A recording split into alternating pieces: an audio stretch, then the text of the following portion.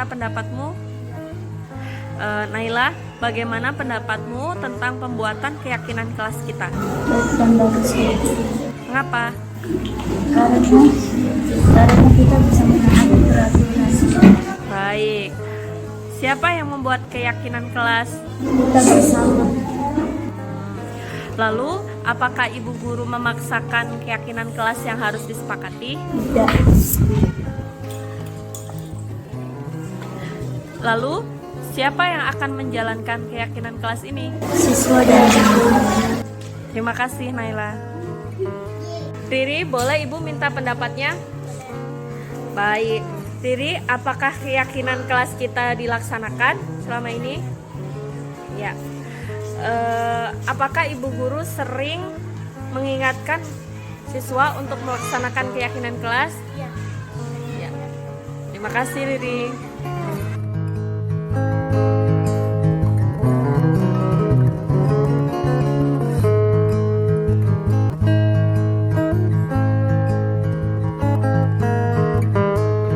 Bismillahirrahmanirrahim. Assalamualaikum warahmatullahi wabarakatuh.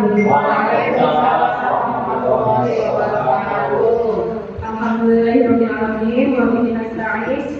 Ala umuri dunya wa din wa ala alihi wa sahbihi wa sallim.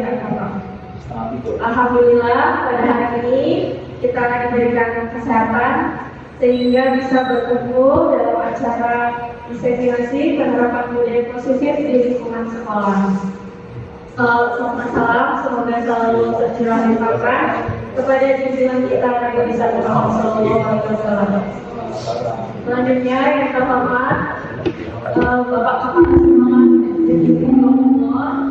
yang terhormat Bapak Ibu Guru SD Negeri Bogor semuanya.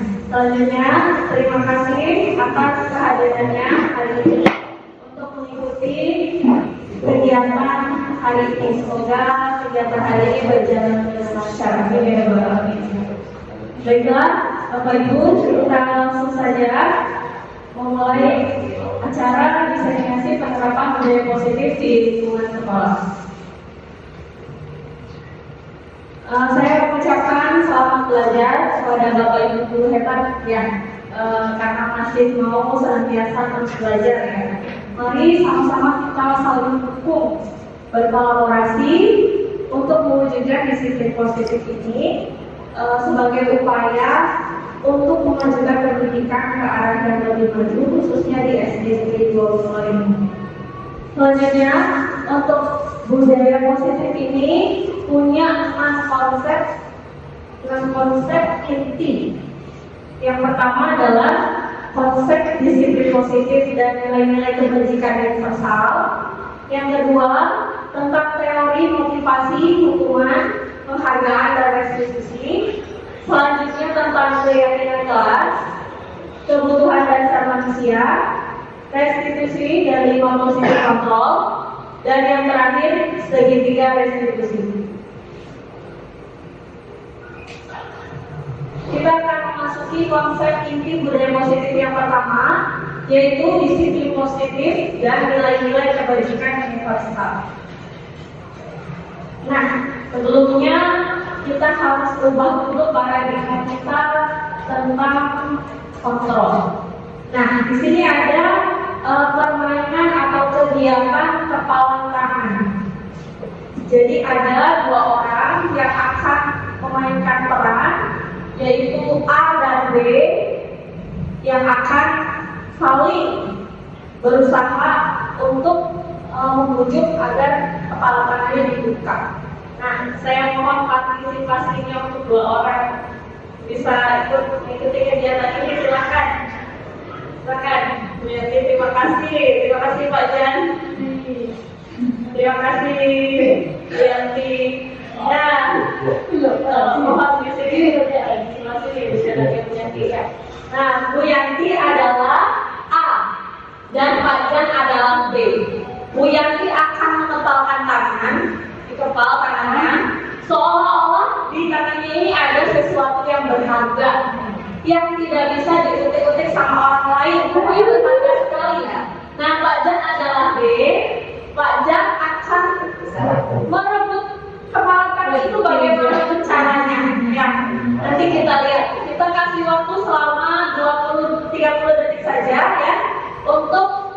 berusaha mengambil kepalannya satu aja, seolah-olah isinya.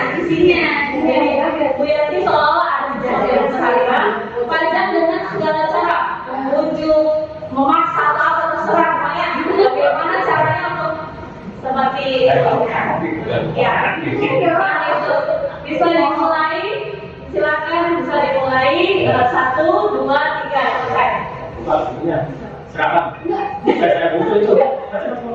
Iya. Bukan. Silakan terserah dia. Iya. Cukup ya. Dan baik Fajar, kita gantian dulu. Barangkali dia punya intrik untuk itu gantian dulu. Fajar yang memaparkan. Misalnya sekali ada bujuk rayu tertentu ya. Kita terbalik ya, silakan Fajar untuk melambaikan tangan, Bu Yanti untuk membujuk bagaimana caranya Fajar bisa membuka dan jangan kalau tidak. Ini soal sahabat. Kalau nggak diambil punya saya nih, ini aku sekali. Jangan.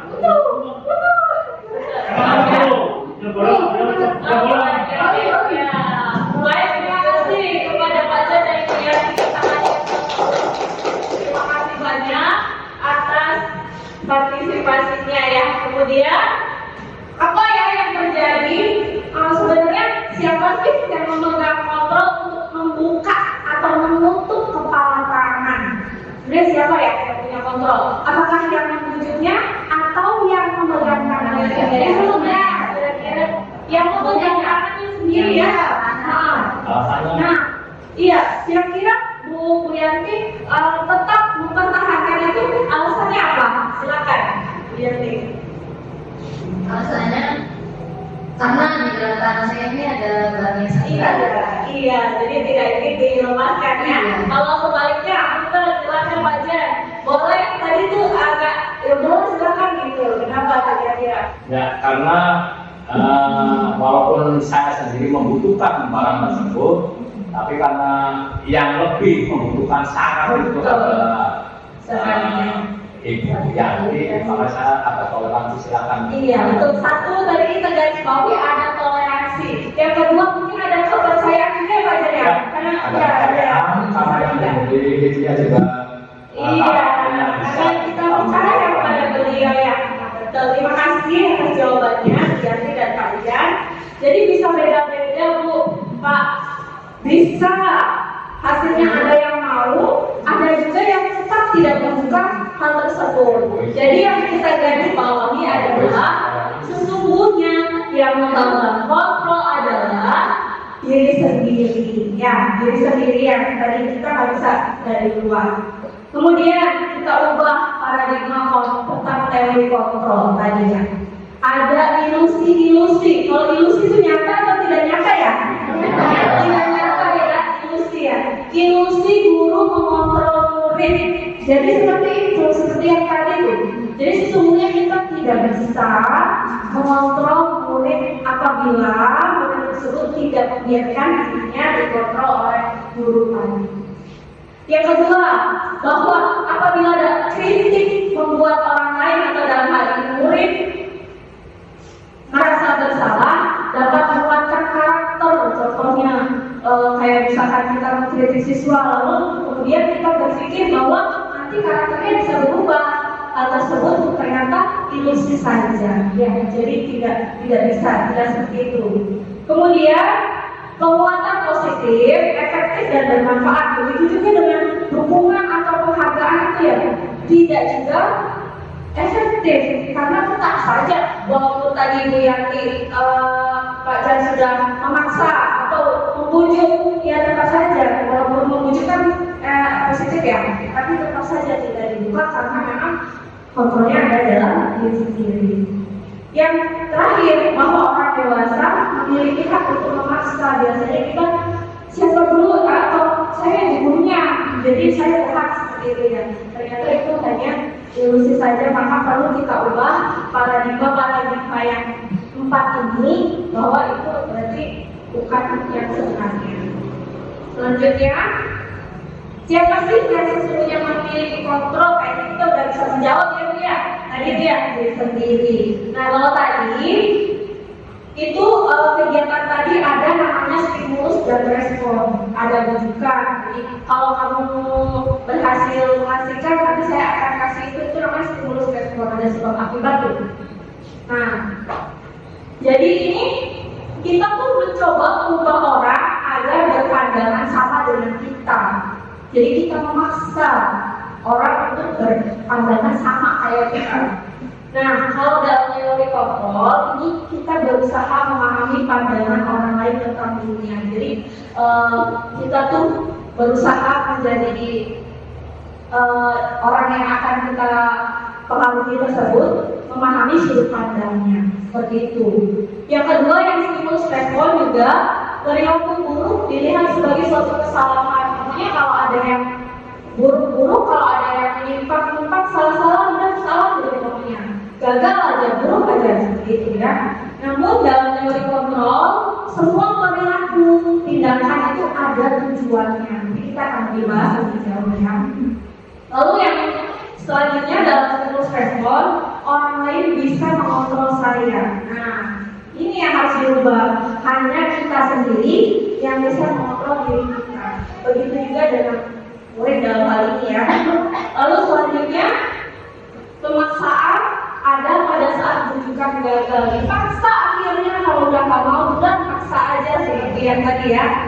Nah, tadi dari sini kolaborasi dan konsensus menciptakan pilihan baru. Jadi kita cari dulu pilihan-pilihan alternatif apa ya yang dia bisa berhasil seperti itu.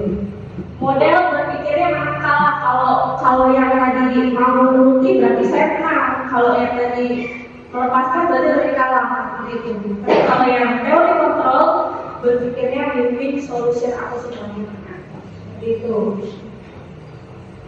Nah, disiplin positif sendiri yang kita bahas itu mempunyai sub-sub yang tadi ya. Nih, yang tadi kita sudah bahas ya, kita tidak bisa mengontrol orang lain. Lalu selanjutnya, semua perilaku memiliki tujuan. Nah, tujuannya apa? Ada semua di sini ya. Nih, nanti kita bahas lebih lanjut. Model berpikir anak-anak tuh yang kayak gimana sih? Kolaborasi tuh yang kayak gimana? Nanti kita bahas lebih lanjut di 5 prosesi kontrol. Selanjutnya, apa sih kebutuhan dasar yang mendasari orang berperilaku? Itu juga akan lebih lanjut dibahas di kebutuhan dasar. Kita garis bawahi ini saja ya, makna disiplin. Belajar mengontrol diri dengan menggali potensi kita supaya tercapai tujuan mulia, yaitu menjadi seorang yang kita inginkan. Perlu digarisbawahi dan nilai-nilai yang kita hargai. Nah, dalam versi kita disiplin itu menyeramkan ya. Disiplin itu apa? Menaati peraturan gitu ya. Versi menyeramkannya tuh. Nah, kalau disiplin positif itu kira-kira nilai-nilai yang kita inginkan dan kita hargai memang harus dilakukan. Seperti itu. Jadi nanti yang muncul adalah motivasi dari dalam. Kalau tadi masih dari luar yang kayak misalkan dari lingkungan motivasi. Kita lanjut ke materi berikutnya. Nah, menurut Bapak pendidikan kita ya, disiplin positif tuh seperti ini. Boleh minta bantuannya untuk membacakan, silakan yang mau berpartisipasi, ada nggak yang mau berpartisipasi? Bu kita mana ada? Nah ini, menurut Ki Hajar Dewantara, silakan berbicara. Ki Hajar Dewantara. Di mana ada kemerdekaan, disitulah harus ada disiplin yang kuat. Sungguh pun disiplin itu bersifat self-disiplin, yaitu kita sendiri yang mewajibkan kita dengan sekeras-kerasnya. Tetapi itu sama saja sebab jikalau kita tidak cakap melakukan self-disiplin, wajiblah menguasai mendisiplin diri kita dan beraturan. Demikian itulah harus ada di dalam suasana yang baik. Terima kasih Bu Gita atas partisipasinya. Jadi dalam konteks Ki Hajar Dewantara jelaskan pendidikan tuh syarat utamanya kemerdekaan belajar itu syarat utamanya adanya disiplin yang kuat, yang adanya tuh dari internal atau dari dalam diri sendiri. Ya. Selanjutnya, dalam kata merdeka di sini tidak hanya terlepas dari perintah. Merdeka itu tidak perintah-perintah, namun dia juga cakap atau mampu untuk memerintahkan diri sendiri. Jadi dia tahu tentang apa yang harus saya lakukan dan lain-lain.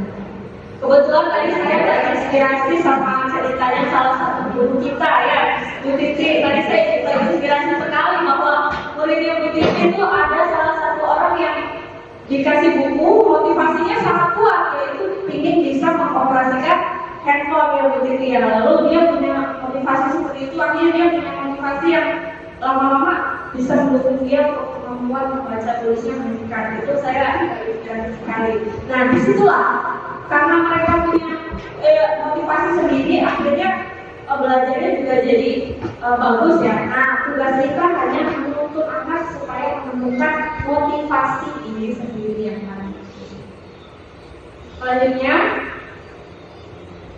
nah ini dalam lingkungan sekolah menumbuhkan kesadaran untuk melakukan sesuatu tanpa paksaan, namanya ditambah dengan ini motivasi intrinsik itu terjadilah disiplin positif. Tadi kita lanjut. Lalu nilai-nilai disiplin positif tadi pasti mengacu pada satu yang harus kita itu ya, nilai-nilai ini namanya nilai-nilai kebijakan kebajikan atau falsafah. Nah ini nilai-nilai ini adalah sifat positif manusia yang merupakan tujuan mulia yang ingin dicapai, terlepas dari bahasa, suku, bangsa, dan agama maupun latar belakangnya.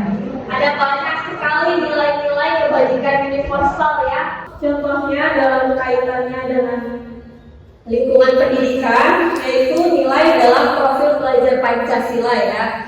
Di sana sudah ada nilai-nilai yaitu beriman dan bertakwa pada Tuhan Yang Esa dan Rasa Mulia, bergotong royong, mandiri, kreatif, bernalar kritis ya. Kemudian nilai-nilai kebajikan juga ada dalam konteks kearifan lokal dalam setiap daerah kita ya.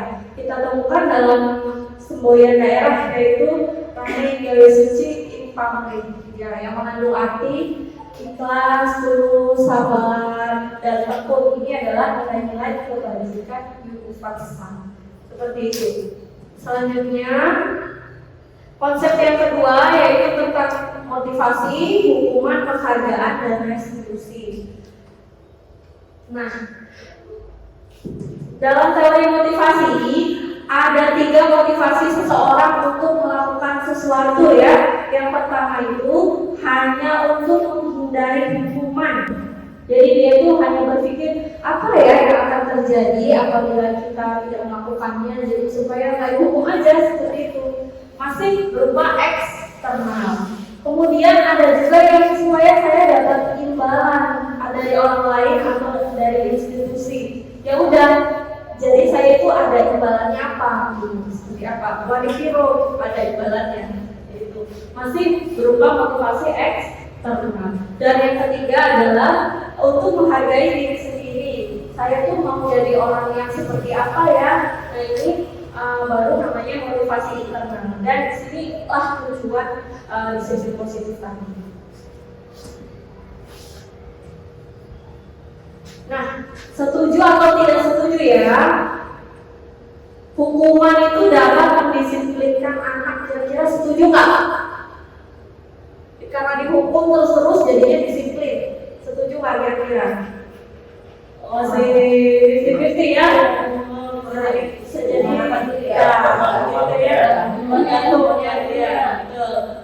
yang kedua, dihukum dengan hal positif. Contohnya kamu baca deh, kamu nulis deh, membersihkan halaman sekolah dapat meningkatkan disiplin anak. Setuju nggak kira-kira? Bisa jadi ya, bisa jadi ya. Selanjutnya, yang ketiga, diberi penghargaan juga dapat meningkatkan motivasi belajar anak. Jadi selalu kita kasih penghargaan, akhirnya meningkat. Seperti itu. Setuju nggak? Ya. Yang ini setuju. Nah, tuh. Nah, selanjutnya dalam sebuah buku ya di Archicon dalam buku Punish by the Word mengemukakan baik penghargaan maupun hukuman adalah cara mengontrol perilaku seseorang yang menghancurkan potensi untuk pembelajaran yang sesungguhnya. Jadi baik hukuman maupun penghargaan juga sama, ini juga menghancurkan potensi seseorang. Menurut beliau, secara ideal tindakan belajar itu sendiri sudah merupakan penghargaan. Apabila dia menemukan pemahaman, itu sudah merupakan penghargaan. Seperti itu. Dihukum oleh penghargaan. Wah, bingung juga ya bagaimana ceritanya kita dihargai tapi merasa dihukum. Gimana? Saya juga senang ya di sini bahwa ternyata kita tuh diberi penghargaan tapi ternyata kita tuh dihukum. Yang kayak gimana sih? Yang pertama, apabila kita melihat ada pengaruh jangka pendek dan jangka panjang. Penghargaan tuh kalau dikasih jangka pendek mungkin efektif karena langsung dilakukan. Namun apabila terus-terusannya dia akan kehilangan motivasi diri karena ada penghargaan saja seperti itu. Lalu selanjutnya penghargaan untuk menghukum mereka yang tidak mendapatkan penghargaan. Contohnya sistem ranking. Jadi kalau ada sistem ranking tuh kayaknya yang kedua tuh sedikit lagi yang pertama. Yang ketiga mereka bisa mengalahkan yang kedua. Jadi ini sama saja menghukum walaupun sebetulnya memang kita menghargai atau diberi penghargaan. Tapi itu juga termasuk tindakan hukum. Lalu selanjutnya penghargaan mengurangi ketepatan ya. Jadi kalau senantiasa diberi penghargaan, kita misalkan dalam matematika, terus yang benar boleh pulang ya, cenderung mereka tidak tepat karena memang sudah buru-buru ingin pulang. Jadi yang cepat aja bagaimana, jadi kurang ketepatan. Dan tidak efektif ya, karena apabila tidak mendapatkannya kecewa, berkecil hati, dan kemungkinan tidak mau berusaha lagi. Udah saya mah nggak usah seperti itu. Nah yang terakhir merusak hubungan. Nanti akan tercipta hubungan yang buruk ya, karena yang dapat penghargaan yang dipuji orang banyak, akhirnya yang tidak dapat penghargaan yang merasa iri dan lain-lain seperti itu. Selanjutnya masih dihukum oleh penghargaan, menurunkan kualitas kita akhirnya berkurang karena senantiasa diberi penghargaan. Dan yang terakhir, mengurangi motivasi intrinsik. Sebetulnya ada sih keinginan dari intrinsik, cuma selalu diberi penghargaan, akhirnya hilang motivasinya. Contohnya nih, seorang anak belajar menggabungkan huruf, ya, belajar membaca. Nah, dia itu biasanya ketika dia berhasil membaca satu kata, lalu kita beri penghargaan, ini merusak kemampuan dia bahwa saya asli sudah membaca nih, lalu kita beri penghargaan, itu merusak rasa penghargaan diri dia sendiri. Selanjutnya, lalu bagaimana sih ke depannya? Hukuman begitu, penghargaan begitu. Nah ini bisa dengan bentuk program kebajikan atau berupa apresiasi. Jadi beri aja pengakuan secara khusus. Secara khusus berarti jangan semuanya. Kalian hari ini baik-baik ya, kalian hari ini pintar. Nah secara khusus saja pintarnya dalam apa? Lalu secara pribadi, ya misalkan Ananda Putri, kamu, jadi dia merasa secara pribadi saya itu diapresiasinya secara pribadi. Lalu kepada semua murid diapresiasi dan konsisten. Serta yang terakhir juga fokus kepada prosesnya. Lalu contohnya kayak gimana? Bisa dengan kalimat-kalimat seperti ini ya. Dibuka dengan kemarin ibu lihat seperti itu ya. Kemarin ibu lihat kamu peduli dengan temanmu, situasinya situasi apa? Pada saat temannya ada yang jatuh, jadi bentuknya apresiasi, dibuka dengan kalimat-kalimat seperti ini, kalimat positif, lalu nilai apa yang sudah mereka kerjakan pada situasi apa.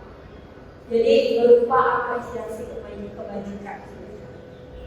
Selanjutnya, nah kalau hukuman itu yang kayak gimana sih? Tidak terencana atau tiba-tiba. Contohnya ada anak terlambat, udah kamu silakan keliling ke lapangan 3 kali. Biasanya kayak gitu kalau hukumannya tidak terencana. Anak tuh nggak tahu apa-apa, tiba-tiba dihukum saja ya. Nah, hanya menerima aja hukumannya. Nah, selanjutnya kalau konsekuensi biasanya sudah disepakati. Andaikan pelajaran olahraga, apabila kamu terlambat, kamu akan melakukan pemanasan sendiri, atau apabila tidak mengerjakan tugas, kamu akan di luar kelas ya. Itu berarti namanya konsekuensi. Biasanya murid sudah disepakati ya, itu namanya konsekuensi ya. Tapi tetap saja murid tidak nyaman untuk jangka waktu tertentu. Selanjutnya, bagaimana sih tindakan penegakan peraturan di sekolah kita selama ini? Seringnya pakai hukuman, pakai konsekuensi, atau apa? Itu yang seringnya ya, pakai hukuman ya, atau konsekuensi seringnya ya. Nih, yang pertama seringnya pakai hukuman. Bisa juga pakai konsekuensi. Namun ada satu alternatif atau jawaban yang tepat dalam penegakan peraturan, yaitu restitusi. Selanjutnya, di sini ada hukuman, konsekuensi, dan restitusi. Nanti hukuman itu produknya menghasilkan identitas yang gagal, sedangkan konsekuensi identitasnya sukses. Restitusi juga sama identitasnya. Jadi dia itu akan merasa gagal dan ini akan merasa sukses. Kalau hukuman sesuatu yang menyakitkan harus terjadi, saya harus lakukan ini. Nah ini memang konsekuensi juga ada ya. Namun kalau restitusi pilihan kita sendiri. Tidak nyaman yang keduanya ya, yang kalau hukuman panjang tidak nyaman. Lalu kemudian membuatkan anak untuk selalu melaksanakan itu dalam waktu panjang. Dan selanjutnya nanti kita bisa dalami di materi berikutnya ya. Yang ini sifatnya negatif, konsekuensi itu netral, dan restitusi adalah sifatnya positif. Jadi dalam restitusi itu fokus pada pemecahan masalah dalam jangka waktu panjang. Kita langsung saja. Nah, kita mau sama-sama bahas nih, ada pernyataan-pernyataan. Coba kita mau bahas yang pertama itu kira-kira konsekuensi atau hukuman ya. Coba kita sama-sama baca yang ini. Mencatat 100 kali di buku kalimat saya tidak akan terlambat lagi. Kira-kira itu hukuman atau konsekuensi ya? Hukuman. Coba kita lihat. Nah, iya hukuman. Yang kedua, yang selanjutnya tuh hukuman. Yang kedua ya, berlatih di lapangan karena terlambat, hukuman juga ya. Murid diminta push up 15 kali. Iya, menggantikan tugas teman yang telah dicoret-coret diganti. Nah kalau ini membersihkan tumpahan air di meja, biasanya apa tuh? Kenapa? Membersihkan tumpahan air konsekuensi atau konsekuensi? Iya. Lalu yang terakhir, murid disuruh menggunakan sepatu seharian karena tidak menggunakan sepatu hitam. Oh tidak pakai sepatu karena nggak pakai sepatu hitam. Itu hukuman atau konsekuensi. Tergantung ya apabila sudah disepakati ya. Selanjutnya lari mengelilingi lapangan basket pada pelajaran PJOK, konsekuensi atau hukuman? Ya seperti itu ya. Ini dia jawabannya. Biasanya ini sudah disepakati, tergantung ya sudah disepakati aja belum. Ya. Lalu selanjutnya, nah yang restitusi tadi kita akan lebih mendalaminya ya. Apa sih restitusi itu? Proses menciptakan kondisi bagi murid untuk memperbaiki kesalahannya supaya mereka kembali lagi dengan karakter yang lebih kuat. Jadi mereka kan salah, lalu kita ciptakan kondisi di mana mereka bisa memperbaiki diri supaya mereka karakternya tuh lebih kuat lagi. Contohnya anak berbohong, lalu kembali kepada muridnya, kembali kepada lingkungan mereka dengan karakter yang lebih bagus lagi. Itu namanya tindakan restitusi. Nah ini juga kolaboratif ya, mengajarkan murid mencari solusi. Jadi biasanya di restitusi ini muridnya cari sendiri solusinya. Apa yang kira-kira harus yang saya lakukan tuh apa? Cirinya apa restitusi? Cirinya yaitu bukan untuk menebus kesalahan, tapi untuk belajar dari kesalahannya. Lalu untuk memperbaiki hubungan juga. Lalu berupa tawaran, biasanya dari dunia nawarin, kamu inginnya berbuat apa? Kamu ingin memperbaikinya seperti apa? Mencari kebutuhan dasar yang mendasari tindakan. Kenapa kamu bisa berbuat seperti itu? Seperti itu gitu ya. Pada karakternya fokus pada solusi juga. Solusinya apa ya kira-kira? Dan lalu dia akan kembali pada murid yang berbuat salah itu bisa kembali pada teman-temannya dengan karakter yang lebih kuat lagi. Baik, SPG dulu ya, karena sepertinya sudah mulai buyar ya. Kita mau ini deh, menyebutkan warna aja. Disebutkan saja warnanya. Apa ya ini warnanya? Seperti itu. Ini apa yang atas? Merah, Ini coklat, hijau, putih, biru, kuning. Ya, ini apa? Merah, Putih. Warnanya. Sebutkan warnanya. Nih, tugas Anda menyebutkan warnanya saja ya. Putih, hitam, hijau, merah, Biru, kuning. apa ini? Apa ini? Warnanya ya. biru. Iya. Putih. Udah mulai fokus ya. Terima kasih. Udah mulai fokus lagi ya. Baik, bisa dilanjutkan ya. Selanjutnya yang ketiga nih, tidak terasa sudah ketiga, yaitu tentang keyakinan kelas. Apa sih keyakinan kelas itu? Apa ya? Mengapa nggak peraturan aja sih? Ribet-ribet banget pakai keyakinan, kenapa? Coba saya mau tanya dulu, kenapa sih ada peraturan harus pakai helm? Kenapa harus pakai helm kalau mengendarai motor? Biar apa sih? Biar aman. Ya silakan Bu Mita pakai mic-nya. Biar apa sih pakai helm? Biar aman. Iya, biar aman katanya. Nah, itu. Apa yang aman? Ada yang jawabannya biar nggak ditilang, ada juga ya.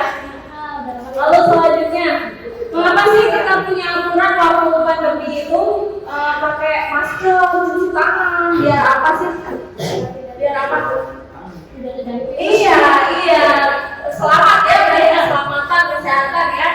Nah itu. Nah, lalu kenapa kita harus datang tepat waktu saat mengikuti pelatihan? Kenapa sih? Biar apa sih? Iya, biar tertib kata ibu ya. Nah, kita nggak enak sama teman ya. Macam-macamnya, macam-macamnya. Nah, itu nilai keselamatan pada jawaban yang pertama atau kesehatan pada jawaban yang kedua ini yang kita sebut keyakinan. Jadi kalau ini jawabannya takut ditilang, berarti dia motivasinya hanya menghindari hukuman. Kalau ini ya biar nggak dikena denda, nah seperti itu sama juga menghindari hukuman. Nah kalau udah nilai kita keselamatan, nilai kita kesehatan, itulah yang namanya keyakinan kelas. Nilai-nilai kebaikan, maka dia akan lebih termotivasi kalau dasarnya itu keyakinan daripada hanya sekedar mengikuti serangkaian aturan-aturan seperti itu. Nah, gimana sih caranya membuat keyakinan kelas tuh bukan peraturan? Gimana ya caranya? Yang pertama ada tahap persiapan, disiapin dulu. Kita lihat dulu mana ya nilai-nilai kebajikan yang dijadikan perhatian utama di sekolah. Contohnya nilai-nilai profil pelajaran Pancasila tadi itu, kan itu kan bisa jadi nilai nilai-nilai utama. Itu kita lihat, oh ini ya nilai utamanya, misalkan nilai utamanya profil belajar Pancasila. Atau bisa juga visi-visi sekolah. Sekolah kan punya visi-visi, kita lihat dari situ untuk jadi acuan. Ya. Lalu disepakati, oh nilai-nilai ini nih yang mau diyakini. Lalu apa yang diperhatikan? Keyakinan kelas lebih abstrak dari peraturan yang konkret. Biasanya keyakinan kelas itu abstrak. Contohnya tanggung jawab kan banyak ya. Tanggung jawab tepat waktu, tanggung jawab dalam berpakaian, menjalankan tugas. Ya. Kalau peraturan kan dilarang tetap terlambat itu ya. Lalu yang kedua, keyakinan dibuat dengan kalimat positif. Jadi nggak ada kata jangan atau nggak ada kata dilarang. Itu berupa kalimat positif semua dalam keyakinan kelas. Jangan terlalu banyak supaya bisa diingat sama dipahami. Sedikit aja tapi bisa mudah dipahami dan diingat. Dan memungkinkan, jadi bikin aturan, bikin keyakinan kelas itu yang memungkinkan diterapkan. Lalu dibuatnya oleh siapa? Oleh seluruh warga kelas. Seluruh warga kelas itu baik siswa maupun guru bareng kelas. Yang pertama, disampaikan dulu, nah kita mau bikin keyakinan kelas. Lalu bagaimana pendapatnya siswanya? Ada surat pendapat, ibu enaknya keyakinan kelas kita begini aja deh bu, jangan lari-larian di kelas gitu ya, kayak gitu ya misalkan. Lalu nanti kita olah menjadi kalimat positif. Ditulis pendapat warga kelasnya, taruh di papan tulis yang dapat dibaca seluruh kelas. Ditinjau kembali apakah ada yang kalimatnya negatif atau masih berupa peraturan, kita lihat. Lalu kita bantu untuk menyusun keyakinan kelas. Yang tadi sudah dibilang ya, tidak usah banyak-banyak ya. Lalu keyakinan kelas disetujui oleh seluruh warga kelas dan ditandatangani. Pokoknya intinya disepakati ya, dia ya sepakat nih. Seperti itu. Dibuat semenarik mungkin di tempat yang mudah dilihat warga kelas. Ditaruh di kelas gitu ya. Nah, selanjutnya, nah kira-kira ini selalu kembalikan buku ke tempatnya. Keyakinan kelasnya bahasanya apa? Tanggung jawab ya. Jadi ini kembalikan buku. Bisa pakai ini. Lalu dilarang mengganggu orang lain. Bisa juga dengan saling menghormati. Jadi kalau itu dari siswa, apa keyakinan kita? Oh ya harus saling menghormati. Hadir 15 menit sebelum pembelajaran dimulai, keyakinan kelasnya bisa komitmen, bisa saling menghormati. Jangan pakai kekerasan, keselamatan, ya. Jangan pakai narkoba, pasti keselamatan. Gantian, tertib, sabar, nilai-nilai juga dikebagikan ya, sini ya. Pakai masker, nilai-nilai kesehatan. Jangan lari-lari di koridor atau di kelas. Tangan juga keamanan dan keselamatan. Contohnya nih, kami guru dan murid saling menyayangi. Biasanya di kelas 1 ya, saling semangat belajar. Ini nggak banyak-banyak di cuma 3. Nah ini, kami murid yang peduli dengan teman ini dibuatnya bersama-sama dengan murid. Lalu ini di kelas 5 nih ada lagi contoh tanggung jawab mengerjakan tiket, bersikap sopan, tolong menolong. Jadi seperti ini ya di kelasnya. Lalu pada awal-awal pembuatan keyakinan kelas, kita harus melaksanakan kegiatan pendalaman supaya mereka lebih dalam lagi mengerti tentang keyakinan kelas. Seperti apa ya hormat itu? Seperti apa contohnya hormat itu? Datang tepat waktu. Seperti apa menyimak guru, seperti itu. Jadi awal-awal pembuatan keyakinan kelas adakan kegiatan pendalaman. Jadi murid mengerti, oh arti dari keyakinan kelas kita yang ini nih, kegiatannya ini. Seperti itu. Berikut adalah penerapan keyakinan kelas 5 yang sudah coba saya lihat.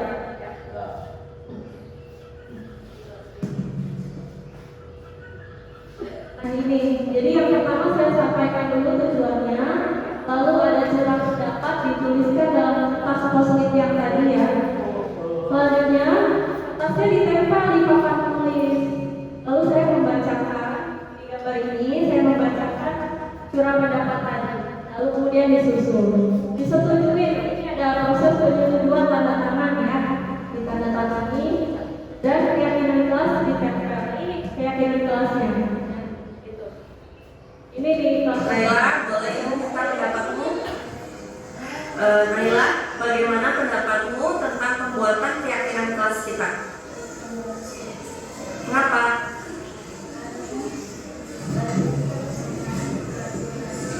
Baik. Siapa yang membuat keyakinan kelas?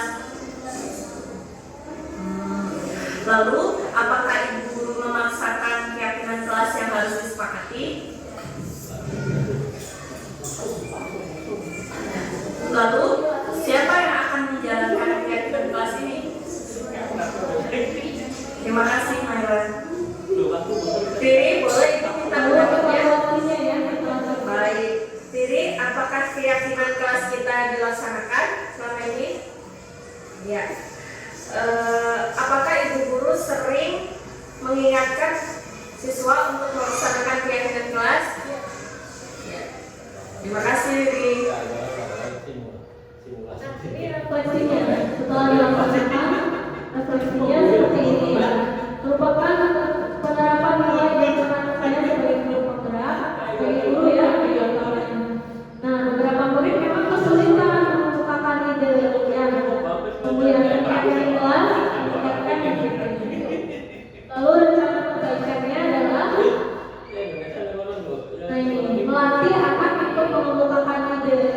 Selanjutnya melakukan pendalaman yang tadi saya sampaikan kita selalu dalam.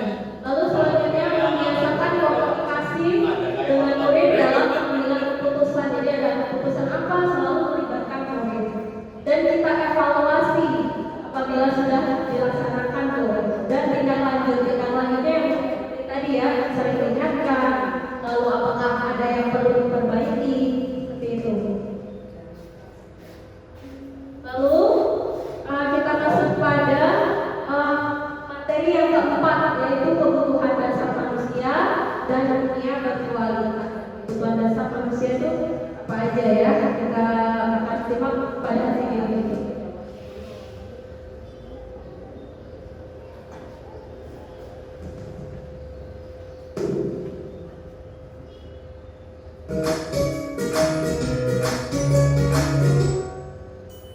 Salam dan bahagia Ibu dan Bapak Guru hebat. Untuk membangun budaya sekolah yang positif dengan lingkungan yang aman dan mendukung murid untuk menjadi pribadi yang berdaya, seimbang, dan bahagia, salah satu upaya yang dapat dilakukan oleh guru adalah memahami kebutuhan dasar yang mendasari perilaku murid. Pada video kali ini, kita akan membahas tentang 5 kebutuhan dasar manusia.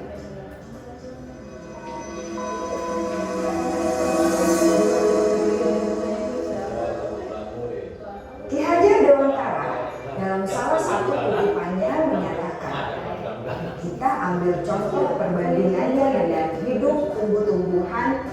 Seorang petani dalam hakikatnya sama kewajibannya dengan seorang pendidik yang menanam padi misalnya. Hanya dapat menuntun tumbuhnya padi. Ia dapat memperbaiki kondisi tanah, memelihara tanaman padi, memberi pupuk dan air, membasmi ulat-ulat atau jamur-jamur yang mengganggu hidup tanaman padi, dan lain sebagainya. Ketika guru memahami kebutuhan apa yang mendasari perilaku murid, dan guru berusaha menuntun dan mendukung murid dalam memenuhi kebutuhannya secara positif, pada hakikatnya guru tersebut ibarat seorang petani yang sedang berusaha memahami kebutuhan masing-masing tanaman, dan ia berusaha memenuhi kebutuhan tanaman tersebut agar dapat tumbuh dengan subur dan maksimal. Dr. William Glasser, seorang psikiater dari Amerika Serikat, menyatakan bahwa seluruh tindakan manusia memiliki tujuan tertentu, yaitu memenuhi kebutuhan dasarnya. Ketika kelima kebutuhan dasar telah terpenuhi secara memadai, maka murid akan tumbuh dengan seimbang dan bahagia. Sebaliknya, ketika kebutuhan dasar tidak terpenuhi dengan baik, maka seseorang akan mengalami emosi negatif seperti bosan, sedih, dan kecewa. Bahkan mereka dapat melakukan perbuatan yang bertentangan dengan nilai-nilai kebajikan atau melanggar peraturan. Dengan kata lain, perilaku buruk seseorang biasanya adalah respons dari kebutuhan yang tidak terpenuhi. Namun, mereka tidak tahu cara untuk menyampaikannya. Ada 5 kebutuhan dasar manusia menurut Dr. William Glasser, yaitu yang pertama, kebutuhan untuk bertahan hidup atau survival. Yang kedua, kebutuhan untuk merasa diterima atau love and belonging. Yang ketiga, kebutuhan akan kebebasan atau freedom. Yang keempat, kebutuhan akan kesenangan atau fun. Dan yang kelima, kebutuhan akan penguasaan atau power.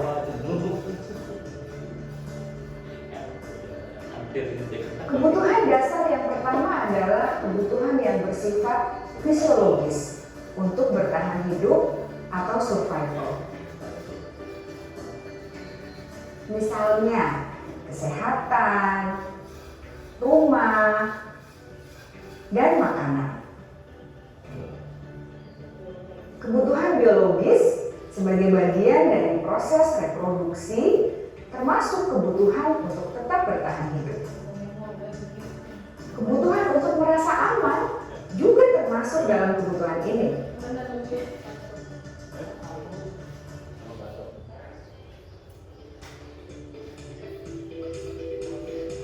Agar murid dapat belajar dengan baik, kebutuhan mereka akan merasa aman, pangan, sandang, dan papan harus terpenuhi. Bagaimana mungkin mereka dapat belajar dengan baik bila mereka datang ke sekolah dengan perut yang lapar atau bila rumah mereka kebanjiran?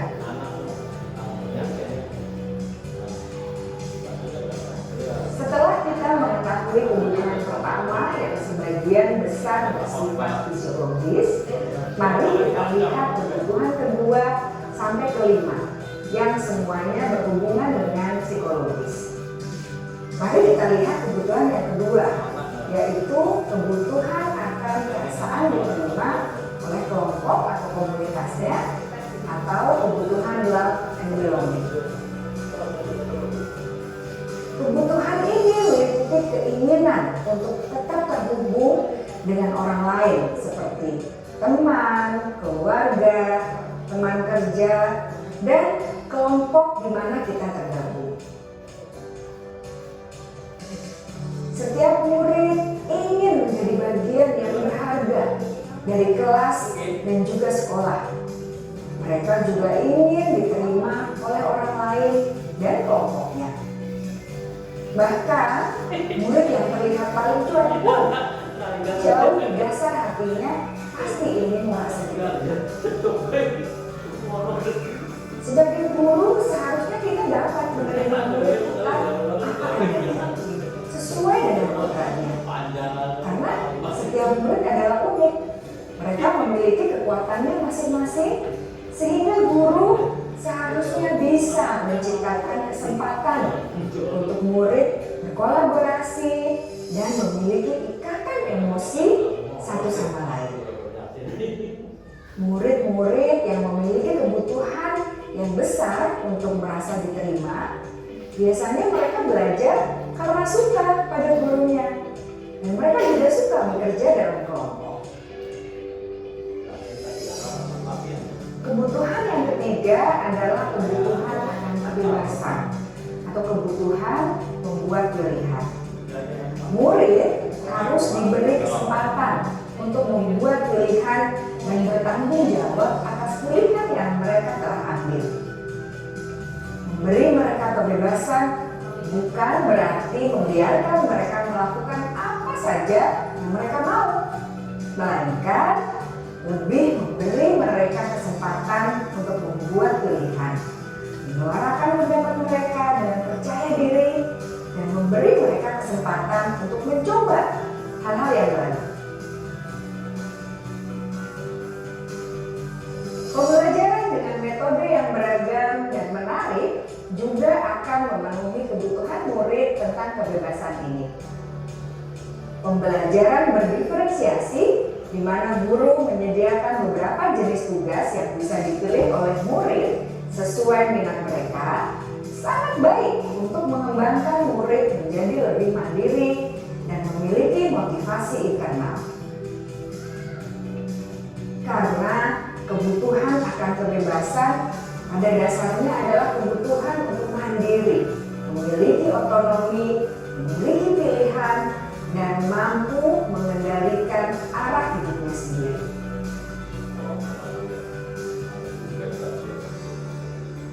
Kebutuhan yang keempat adalah kebutuhan akan kesenangan. Bayangkan Bapak Ibu, hidup tanpa rasa senang, betapa menyedihkannya. Glasser menghubungkan kebutuhan akan kesenangan dengan belajar. Jangan sepelekan kebutuhan murid untuk merasa senang di kelas. Sebagai guru, jangan ragu-ragu untuk dengan sengaja memasukkan kegiatan yang menyenangkan dalam kelas. Murid-murid dengan kebutuhan dasar kesenangan yang tinggi ingin menikmati apa yang mereka lakukan. Mereka juga konsentrasi tinggi saat mengerjakan hal-hal yang disenangi.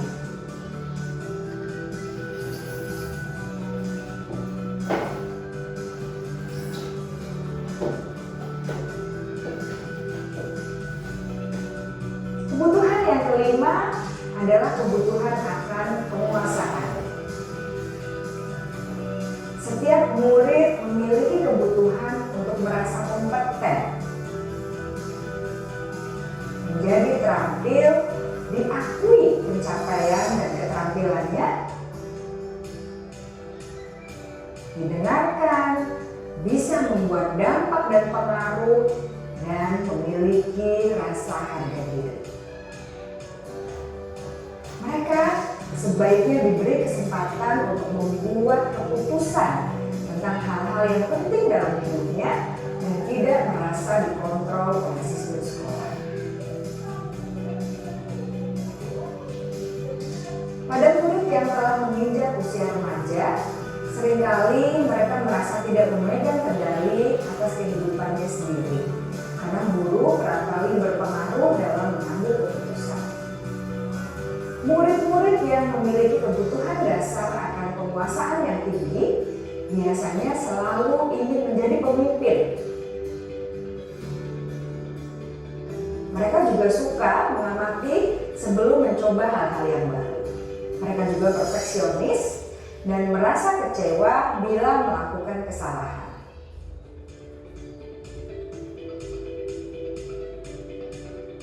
Ibu dan Bapak guru sangatlah penting bagi kita untuk mengetahui kebutuhan dasar murid-murid agar kita memahami alasan dibalik sikap dan tingkah laku mereka.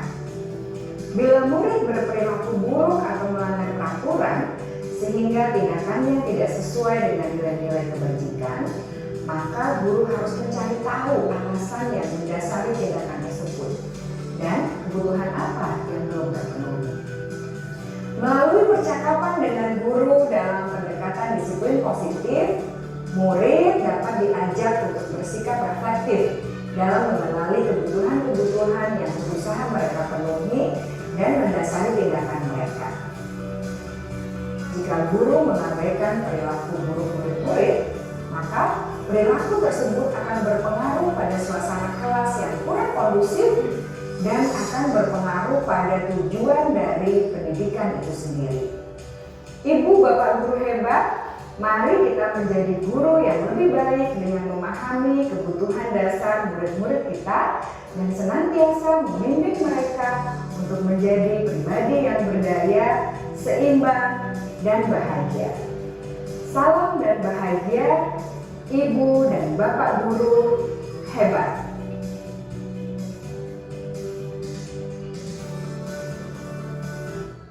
Tadi sudah sama-sama kita simak ya. Jadi ada 5 kebutuhan dasar manusia, yaitu kebutuhan untuk bertahan hidup, kebutuhan untuk kasih sayang dan rasa diterima, penguasaan, kebebasan, dan kesehatan. Jadi ada 5 kebutuhan yang harus dipenuhi. Lalu apa sih dunia berkualitas? Yaitu gambaran tentang dunia yang mereka ingini ya, berisi orang-orang atau hal-hal yang terbaik. Jadi di sini kita ingin memasukkan hal-hal yang bermakna atau nilai-nilai kebajikan kita ke dalam dunia berkualitas mereka atau dunia berkualitas dari peserta didik ini. Selanjutnya yang kelima adalah tentang restitusi, yaitu 5 posisi kontrol guru. Kita klasifikasi dulu ya. Di sini ada Lisa dan Hana dipanggil ke ruangan Ibu Dewi karena baru saja mendapat pengaduan dari Ibu Lisa bahwa Hana menggunakan kata-kata kotor dan merendahkan Lisa di sosial media. Nah, tindakan ini apa yang harus kita lakukan? Kira-kira menegur mungkin ya, memberi peringatan yang bisa jadi menegur. Lalu selanjutnya ada kasus Anthony jarang sekali mengikuti pembelajaran jarak jauh ya. Dia juga suka menggunakan kata-kata kasar di kolom chat. Nah, bagaimana nih terhadap kasus ini? Biasanya kita suka menegur ya atau memberi peringatan. Nah, ini kita ini ya, apa namanya? Di sini ada identitas gagal, yang tadi identitas berhasil dan sukses.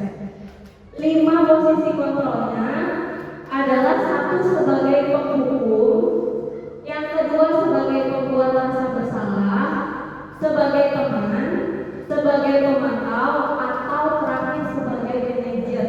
Jadi ada 5 posisi kontrol kita sebagai guru. Yang kalau kita ngomong kamu kalau tidak melakukan awas ya, itu namanya posisi penghukum.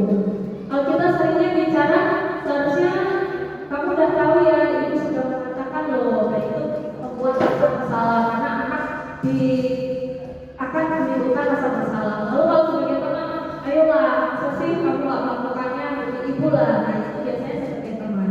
Kalau sebagai pemantau, hanya memantau ya, apa coba peraturannya, apa coba yang harus kamu lakukan. Dan sebagai manajer, yaitu menghargai diri sendiri. Ini apa yang kita yakini, bisa kita bisa kita kembalikan ke keyakinan kelas tadi. Apa ya yang kita yakini, apa yang bisa kamu kerjakan.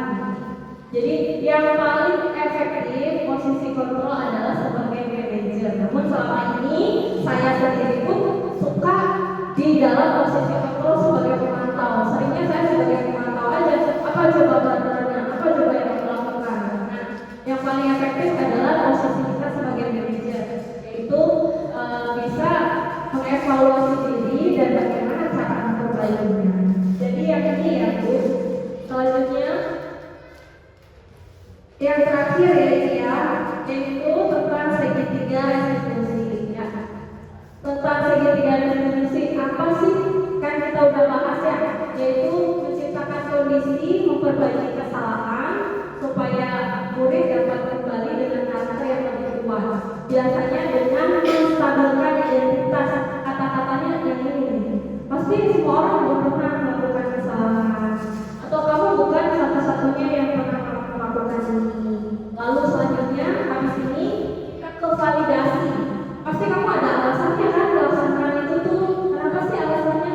Ada nggak cara lain untuk memenuhi kebutuhanmu? Jadi divalidasi dulu.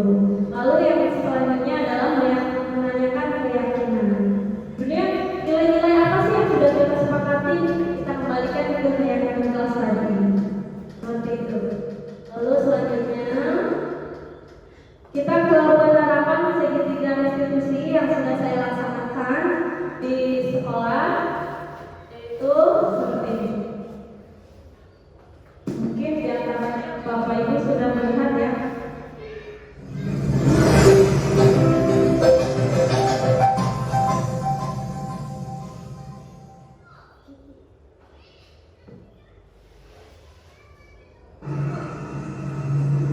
Assalamualaikum warahmatullahi wabarakatuh. Saya Rohini, calon guru penggerak angkatan 7 Kabupaten Cirebon, Jawa Barat. Kali ini saya akan mempraktekkan segitiga restitusi yang akan dilaksanakan di sekolah. Berikut adalah praktiknya.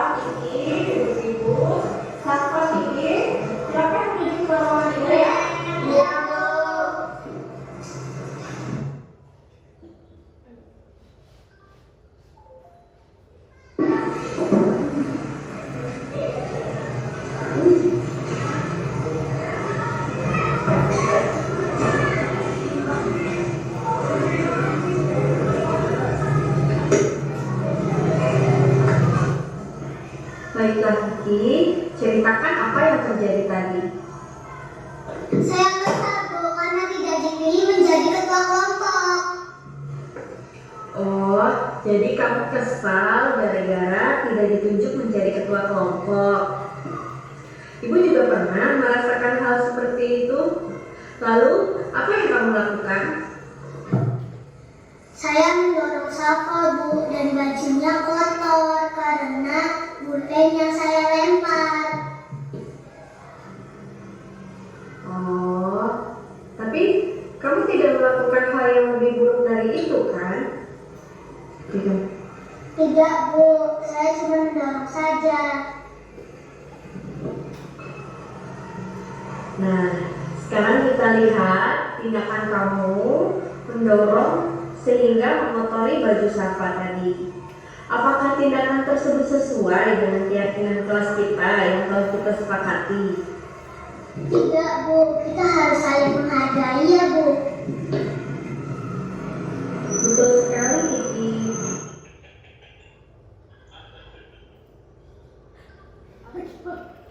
Telah kita sepakati. Kiki.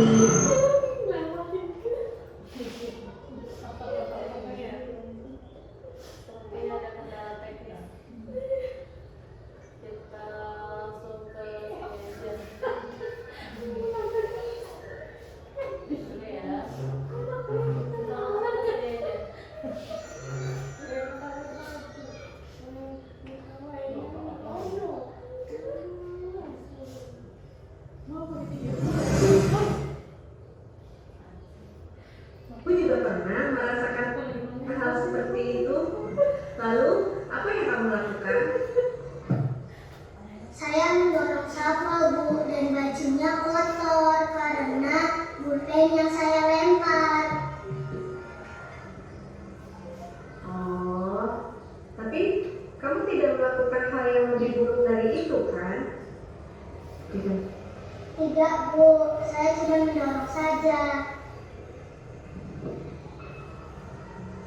Nah, sekarang kita lihat tindakan kamu mendorong sehingga mengotori baju Safa tadi.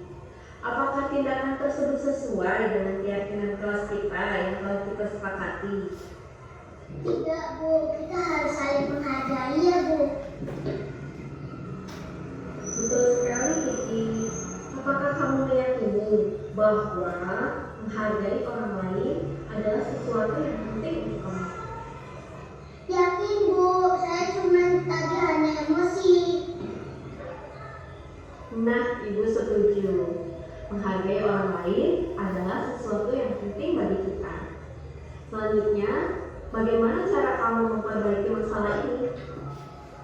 Saya akan meminta maaf Bu kepada Safa. Baik, itu bisa dilakukan. Apakah ada hal lain lagi yang dapat kamu lakukan untuk memperbaiki masalah ini?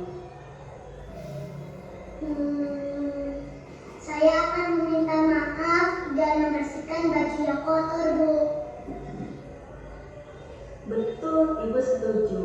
Ibu sangat mengapresiasi apa yang kamu usulkan untuk memperbaiki masalah ini. Silakan kamu untuk melaksanakannya. Setelah selesai dari sini, kamu boleh kembali ke kelas. Baik, Bu. Saya permisi. Assalamualaikum. Baik, itu saja yang dapat saya sampaikan tentang budaya positif di lingkungan sekolah kita ya.